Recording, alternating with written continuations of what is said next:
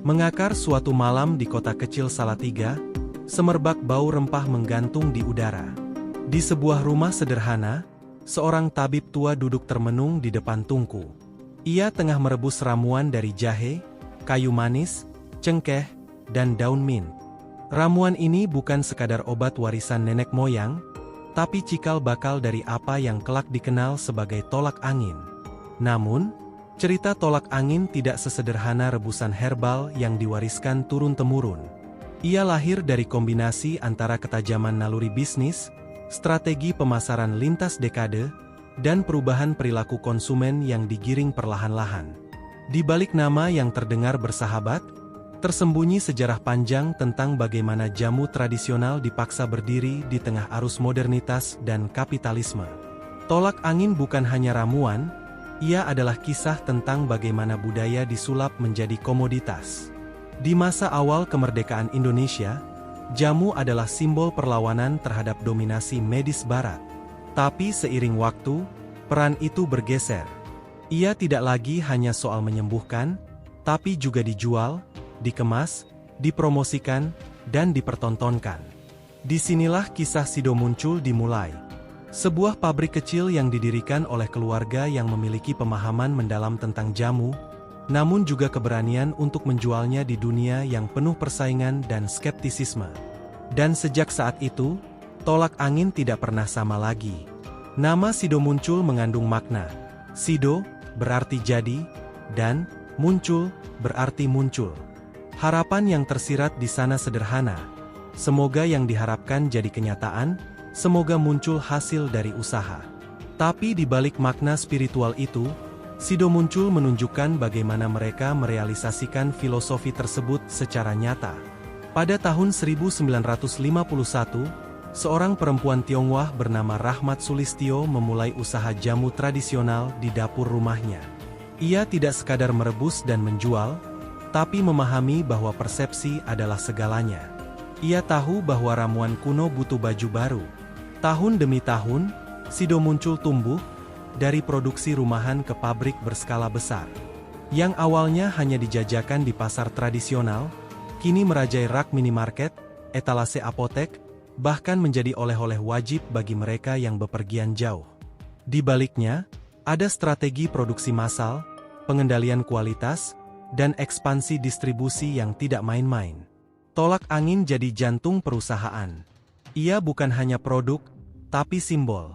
Dari iklan TV sampai sponsor acara spiritual, dari endorse artis sampai distribusi di luar negeri, semuanya membentuk tolak angin sebagai bagian dari identitas nasional. Seakan-akan, tidak ada orang Indonesia sejati yang belum pernah menenggak cairan manis yang menyengat itu. Salah satu kekuatan terbesar tolak angin bukan hanya formulanya, tetapi narasi ilmiah yang dibangun di sekelilingnya. Klaim-klaim seperti terstandar dan teruji bukan sekadar tempelan, melainkan dibalut dengan rujukan hasil riset dan keterlibatan institusi akademik.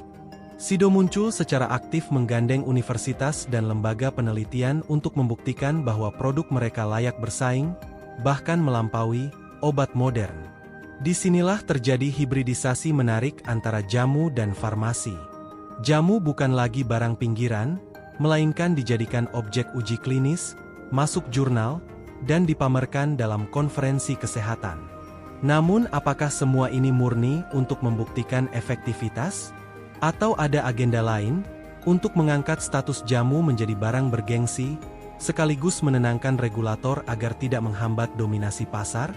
Retorika ilmiah memperhalus rasa skeptis masyarakat urban yang mulai menjauhi jamu karena aroma mistik dan stigma kuno. Dengan label fitofarmaka, tolak angin masuk ke pasar kelas menengah tanpa rasa malu. Kini, bukan hanya orang tua yang mengkonsumsi, tapi juga anak muda, selebriti, bahkan ekspatriat. Salah satu kejeniusan Sido muncul adalah bagaimana mereka mengaitkan tolak angin dengan identitas kebangsaan. Dalam setiap iklan, selalu tersirat pesan bahwa produk ini dari Indonesia, untuk Indonesia. Seolah-olah, meminum tolak angin adalah tindakan patriotik. Kita mulai melihatnya di iklan-iklan TV pada awal 2000-an.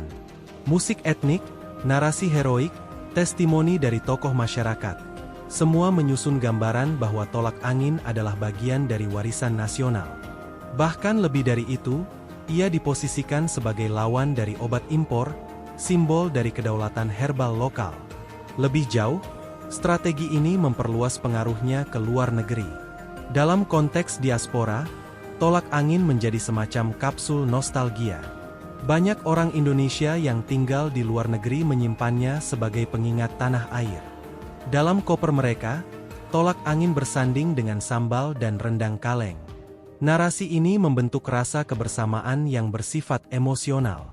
Ia tidak hanya menyembuhkan masuk angin, tapi juga rasa rindu. Namun di balik semua puja-puji, muncul suara-suara sumbang. Beberapa ahli mempertanyakan seberapa ilmiah sebenarnya uji yang dilakukan. Apakah benar teruji, atau hanya retorika pemasaran yang dibungkus dengan kemitraan institusional? Lebih dari itu, ada pula pertanyaan tentang komposisi. Meski terdaftar di BPOM, komposisi tolak angin masih mengandung banyak elemen herbal yang tidak sepenuhnya diketahui interaksinya dalam tubuh. Ada kasus-kasus di mana pasien dengan kondisi tertentu mengalami reaksi setelah mengkonsumsi jamu ini. Tapi laporan semacam itu cepat meredup, tenggelam dalam kampanye iklan yang begitu masif.